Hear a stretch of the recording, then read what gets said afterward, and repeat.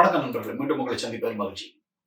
இந்தியாவுடைய முப்படை தலைமை தளபதி ஒரு விபத்துல இறந்திருக்கிறார். அவரோட 13 பேர் இறந்திருக்கிறார். அவருடைய மனைவியார் இறந்திருக்கிறார். அப்ப அந்த ஹெலிகாப்டர் விபத்து, அந்த ஹெலிகாப்டர் நொறுக்கி கீழே விழுந்து 11 பேர் இறந்திருக்கிறார். ஒரே ஒரு ஆள் தப்பி இருக்கிறார். அவரும் சீரியஸாக இப்ப ஹாஸ்பிட்டல் இருக்கிறார். அப்ப இந்த நிகழ்ச்சியை தொடர்ந்து சுப்பிரமணிய சுவாமி சொல்லியிருக்கிறார், இது சீனாவுடைய தாக்குதலாகத்தான் இருக்க வேண்டும். இது ஒரு தற்செயல் அல்ல, விபத்து அல்ல, இது சீனாவுடைய தாக்குதலாக இருக்க வேண்டும். எப்படி தாக்குதலாக இருக்கலாம்? சைபர் தாக்குதலாக இருக்கலாம். சைபர் தாக்குதல் மூலமாக ஹெலிகாப்டருடைய சிஸ்டத்தை குழப்பி அதற்கான ஒரு விபத்தை சீனா உருவாக்கி இருக்க கூடும் என்று தான் நினைக்கிறதாக சுப்பிரமணிய சுவாமி சொல்லியிருக்கார். அப்ப சுப்பிரமணிய சுவாமி தெரியும் கூட இந்திய அரசியல்ல ஒரு முக்கியமான ஆளாக இருக்கிறார். அவருடைய கருத்து முக்கியமானது என்று தெரியும். அது அப்படி ஒரு விவகாரத்தை வச்சிருக்கார். அவர் ஏற்கனவே விவகாரமான ஆள் தான். எப்பவுமே சர்ச்சையான கருத்துகள் மூலமாக தன்னை நிலைநிறுத்திக் கொள்ளுகின்ற ஆள். அப்ப இந்தியாவுடைய இந்த தருணத்துல ஏற்கனவே இன்னொரு விஷயம் இருக்குது. இதை பற்றி வேறும் பலர் கேட்ட நீங்கள், இந்த புட்டின் மோடியை சந்திச்சது தொடர்பான விவகாரம். அப்ப ஏற்கனவே நாங்கள் பார்த்திருக்கிறோம், இந்த S-400 missiles, anti missiles defence கொடுத்ததை பற்றின விடயத்தை நாங்கள் பார்த்திருந்தாங்க. அப்ப அது பற்றின காணொலி பார்க்காதாக்கள் போய் பார்த்திருந்தோம்.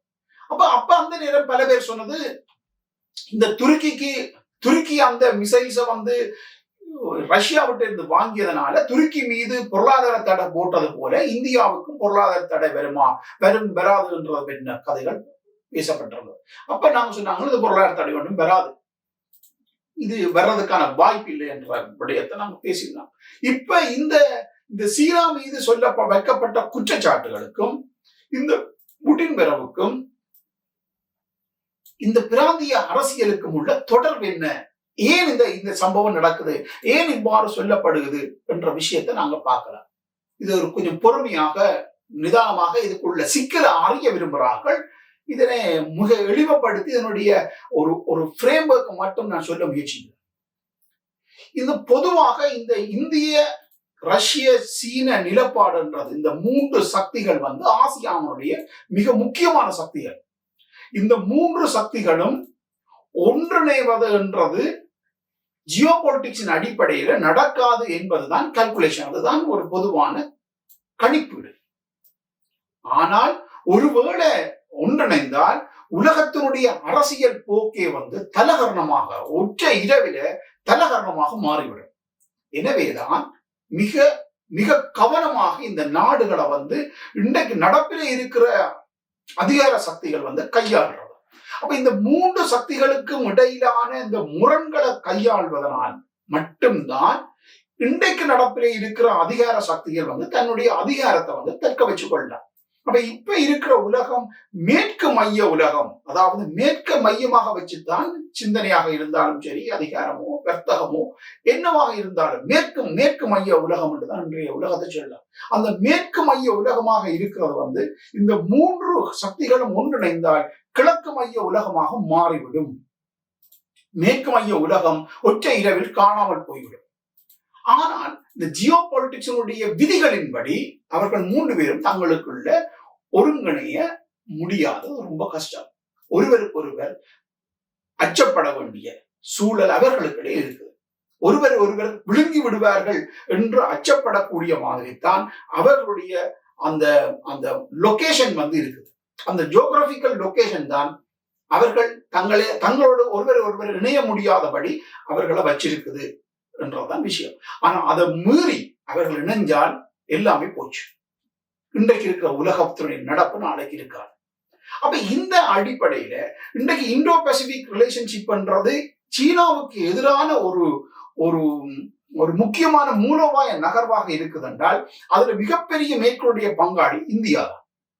அப்ப இந்தியா தான் இந்தோ பசிபிக் ரிலேஷன்ஷிப்பினுடைய மிகப்பெரிய பங்காளி.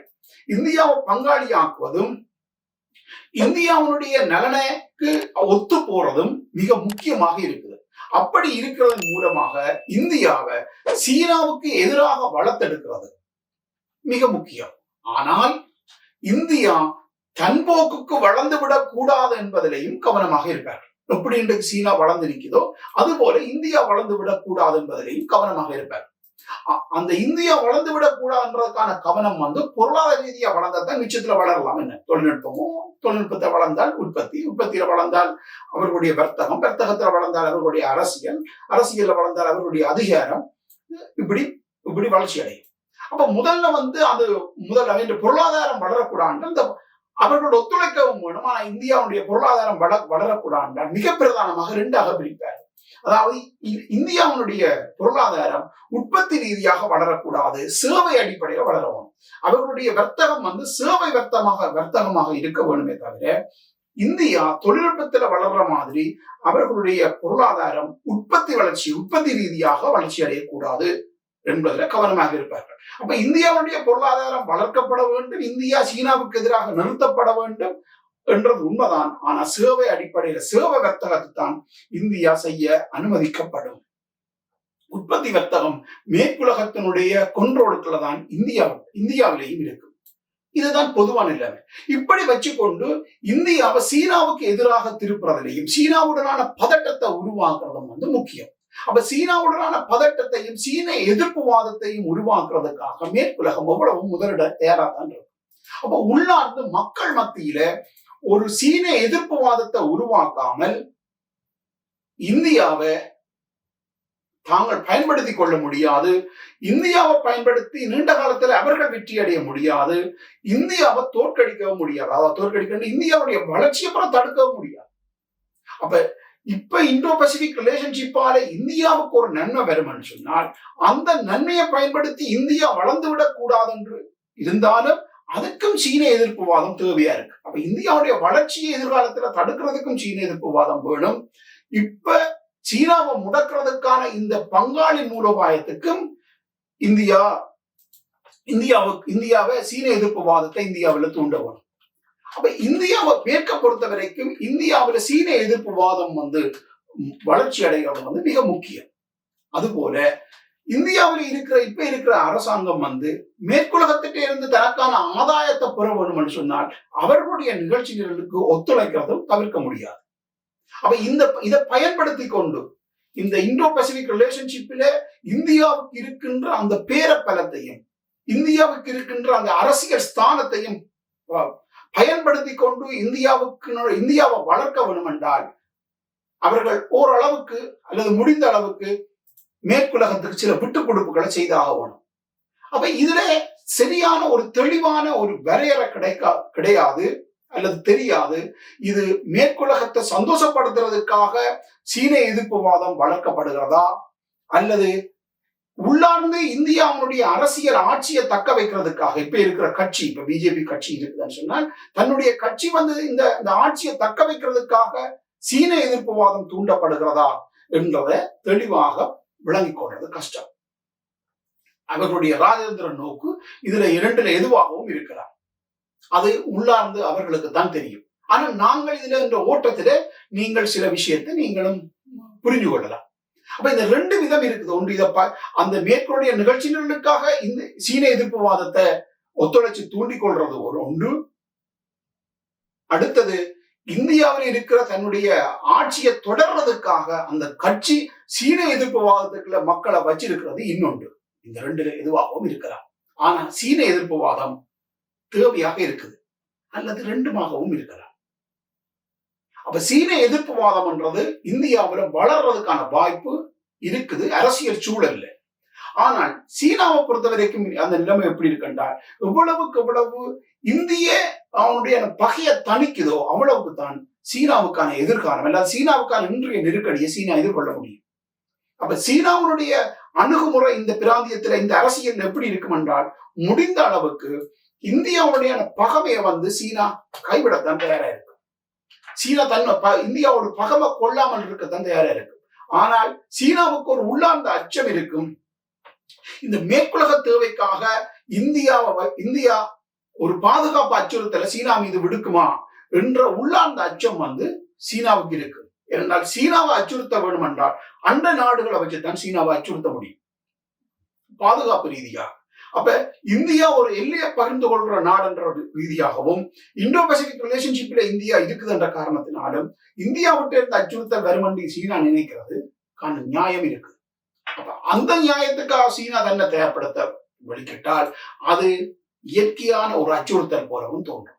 அப்ப இதுதான் நிலைமை. ஆனால் அடிப்படையில பார்த்தால் சீனா நீண்டகால நோக்கு அதனுடைய நோக்கு இந்த பிராந்தியத்துல தலையெடுத்து இந்து சமுத்திரத்தை கைப்பற்றி தான் உலக சக்தியாக மாறதாக இருக்கலாம். ஆனால் உடனடிக்கு இந்தியாவுடைய பகைமையை எவ்வளவுக்கு எவ்வளவு சீனா தனிச்சு கொள்ளுதோ, அந்த பகைமையை கைவிடுவதோ, அதில் இருந்துதான் சீனாவுடைய எதிர்காலம் அமையும் என்றது சீனாவுக்கு தெரியும். அப்ப உண்மையிலேயே சீனா இந்தியாவோட இந்த நேரத்துல பகை கொள்ளாது. ஆனால் இந்தியா சீன பகையை உருவாக்கி அதை இருக்கணும் போல காட்டுறது இந்தியாவுக்கு தேவையாக இருக்குது. இந்த ரெண்டுக்கும் இடையில தான் நாங்கள் மூன்றாவது விஷயத்தை பார்க்கிறோம், ரஷ்யா. அப்ப இந்த ரஷ்யா இந்தியாவுக்கு உதவுது. இந்த மிசைல்ஸை கொடுக்குது. இந்த மிசைல்ஸை துருக்கி கொடுத்ததுனாலதான் துருக்கி மீது பொருளாதார தடையை அமெரிக்கா விதிச்சது. ஒரு புதிய சட்டத்தின் மூலமாக பொருளாதார தடையை விதிச்சது. ஆனா அந்த எதிர்ச்சை இந்த இந்தியா மீது காட்ட இல்லை. அப்ப இது ஒரு அமெரிக்காவுடைய பகையை உருவாக்குறதாக போயிடும். இந்தியா ரஷ்யாவிட்ட இருந்த மிசைல்ஸை வாங்கினால் அமெரிக்காவுடன் உறவு கெட்டு போயிடும் என்றெல்லாம் சில ஆய்வாளர்கள் எழுதுறத பார்க்கிறோம், அதாவது இந்திய ஆய்வாளர்கள். ஆனால் அப்படி நடக்காது என்றதை நாங்கள் அதில் பார்த்தோம். அதுக்கு காரணம் என்னன்னு சொன்னால், இந்திய ரஷ்ய உறவு நிலையான ஒரு பாதுகாப்பு உறவு இருக்கு, ஒப்பந்தம் இருக்குது என்று சில ஆய்வாளர்கள் சொன்னாலும் அதுவல்ல காரணம். அதை மீறிய ஒரு காரணம் இருக்கு. ரஷ்யாவுக்கு எதிரான ஒரு நிலப்பாட்டில் இந்தியா இருக்கும் போது இந்தியாவுக்கு சீனாவுக்கு எதிரான ஒரு நிலப்பாட்டில் இந்தியா இருக்குமானால் இந்தியாவுக்கு ரஷ்யா உதவுவதன் மூலம் சீனாவுக்கு எதிரான ஒரு நிலையினுடைய கூட்டாளியாக, நேரடியாக இல்லாவிட்டாலும் ஒரு கூட்டாளியாக ரஷ்யா இணைக்கப்படுது. உதாரணத்துக்கு இந்தியாவிட்ட மிசைல்ஸை கொடுத்தால் இந்தியா அந்த மிசைல்ஸை கொண்டு நிறுத்த போதோ வடபகுதியில சீனாவை நோக்கித்தான் அந்த நிறுத்தது என்ற தனக்கு பாதுகாப்பு அச்சுறுத்தல் சீனாவிட்ட இருந்த வர போதாது. அப்படி அதை நிறுத்துகின்ற போது சீனாவுடைய பாதுகாப்பு கேள்விக்குறியாகுது, அல்லது சீனாவுடைய அந்த அந்த பயம் உருவாகுது. அப்ப அதை உருவாக்குறது யார் என்று சொன்னால் இதுக்கு காரணமாக இருக்கிறது ரஷ்யா என்ற நிலைமை வரும். அப்ப இந்திய சீன முரண்பாடு என்று ஒன்று வந்தால் ரஷ்யா இந்தியாவின் பக்கம் நிற்கும் என்பது ஒரு செய்தி. ஆனால் உலக விவகாரத்தில் நீங்கள் பார்த்தீங்கன்னு சொன்னால் சீனாவும் ரஷ்யாவும் பங்காளிகளாக இருக்கிறார். உலக விஷயத்துல சும்மா நீங்கள் இலங்கை விஷயத்திலே பார்க்கலாம், மனித உரிமை விவகாரத்திலே நாங்கள் பார்க்கலாம். சீனாவும் ரஷ்யாவும் இலங்கைக்கு ஆதரவாகத்தான் வாக்களிக்கும். அதே போல ஈரான் விஷயத்துல பார்க்கலாம். ஈரான் விஷயத்துல ரஷ்யாவும் சீனாவும் ஈரானின் பக்கம் தான் நிற்கும். உலக விவகாரத்துல நாங்கள் பார்த்தால் சீனாவுடைய பங்காளியாக இருக்கிறது பங்காளி போல நடந்து கொள்றது ரஷ்யா. ஆனால் இந்த இடத்துல இந்தியா சீனாவை எதிர்க்கின்ற போது இந்தியாவுடைய பங்காளியாக ரஷ்யா மாறுது. இதுல என்ன விளங்குது என்றால், ரஷ்யாவை பொறுத்த வரைக்கும் ரஷ்யாவுடைய நிலப்பாடு உலகளாவிய அரசியல்ல சீனாவை பங்காளியாக்குறது. காரணம், மேற்கே எதிர்க்க வேணும் என்றால் அதற்கு பலமான கூட்டு வேணும். அப்ப சீனாவை வச்சு மேற்கனுடைய அந்த பலத்தை தணிக்கிறது அல்லது குறைக்கிறது அல்லது உடைக்கிறதுக்காக சீனாவோடு தானும் கைகோர்த்துக் கொள்றது உலக விவகாரத்துல. ஆனால் இந்த பிராந்தியத்தை பொறுத்த வரைக்கும் இந்து சமுத்திரத்துல சீனா காலூண்டி இந்து சமுத்திரத்துல தான் பலமடைகிறத ரஷ்யா விரும்பாது.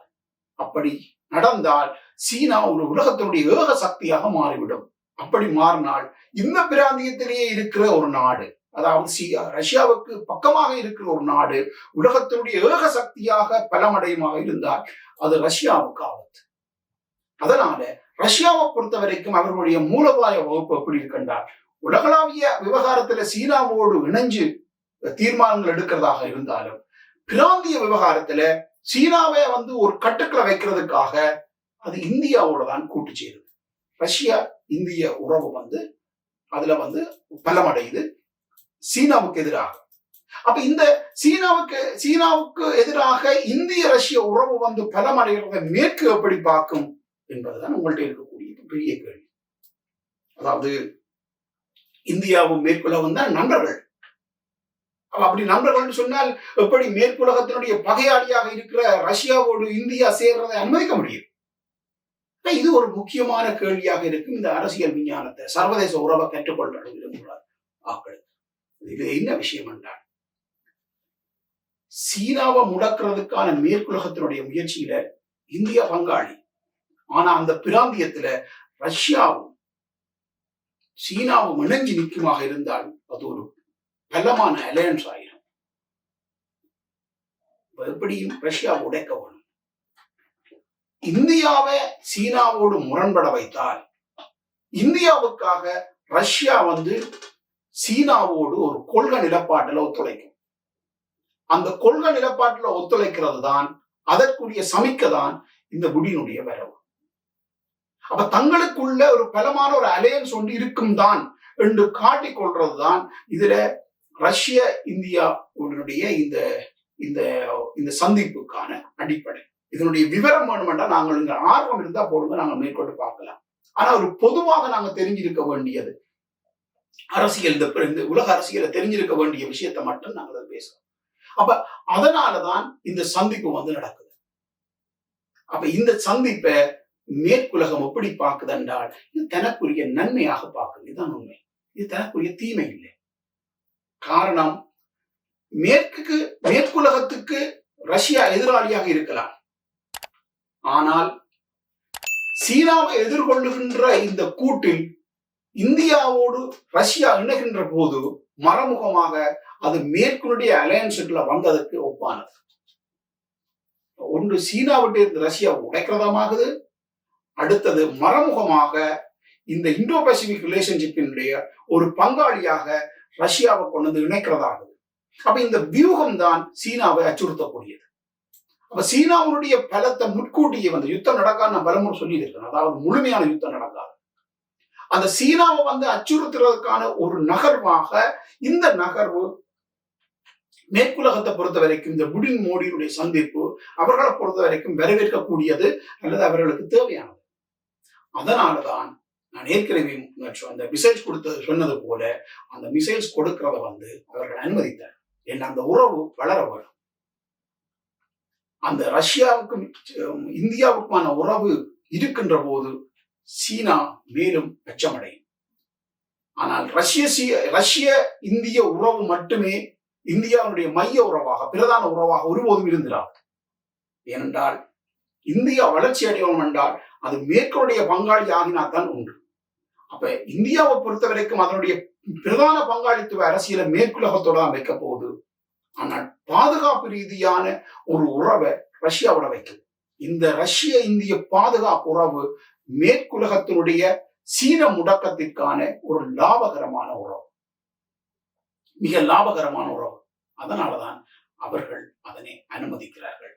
இதனை இன்டர்நேஷனல் ரிலேஷன்ஷிப்ல இதுல ஒரு வகையாக சில ஆய்வாளர்கள் பிரிக்கின்ற போது R2 ரிலேஷன்ஷிப்னு சொல்லுவாங்க. அது இன்டிரெக்டாக அந்த உறவு வாரம். இந்தியாவுக்கும் ரஷ்யாவுக்கும் ஒரு மூலோபாய உறவு இருக்கும் என்றால், இந்தியாவுக்கும் அமெரிக்காவுக்கும் பிரிக்க முடியாத ஒரு மூலோபாய உறவு இருக்கும் என்றால், இப்போ அமெரிக்காவுக்கும் ரஷ்யாவுக்கும் இடையில் இரண்டாம் நிலையாக அந்த உறவு இணைக்கப்பட்டு விட்டது. அதைத்தான் R2 என்று சொல்லுவாங்க. இது இந்த அடிப்படையில தான் இந்த சந்திப்பு நடந்தது. இந்த சந்திப்பு மேற்குக்கு எதிரானதல்ல, இது மேற்குக்கு சார்பான புடின் மோடி சந்திப்பு. இந்திய எதிர்ப்புவாதத்தை கிளப்புறது நினைக்கணும். சீன எதிர்ப்புவாதத்தை கிளப்புறதுக்கு பின்னாலேயும் உள்ள அரசியல் இதுதான். இப்ப நீங்கள் புரிஞ்சிருப்பீங்கன்னு நினைக்கிறேன். இது குறித்து ஆழமாக தெரிய வேணுமென்றால் நீங்க மேற்கொண்டு இந்த கேள்வியை போடுங்க. டீட்டெயில் வேணும்னு சொல்றேன். ஆனா மொத்தமாக புரிந்திருக்கும்னு நினைக்கிறேன். இதை இப்பவும் புரியலைன்னு சொன்னா தயவு செய்து கமெண்ட்ல போடுங்க, பார்க்கலாம். இந்த அரசியல் எங்களுடைய அரசியலை நிர்ணயிக்கிறதுக்கும் தேவை என்றதை மறந்துடாதீங்க. இந்த அறிவியக்கத்தோடு சேர்ந்து இணைஞ்சு சப்ஸ்கிரைப் பண்ணி பயணிக்கிறவங்க அனைவருக்கும் நன்றி. மாற்றத்தை உருவாக்குவதற்கான ஒரு கண்ணியாக நீங்களும் இருந்து கொள்ளுங்கள். நன்றி, வணக்கம்.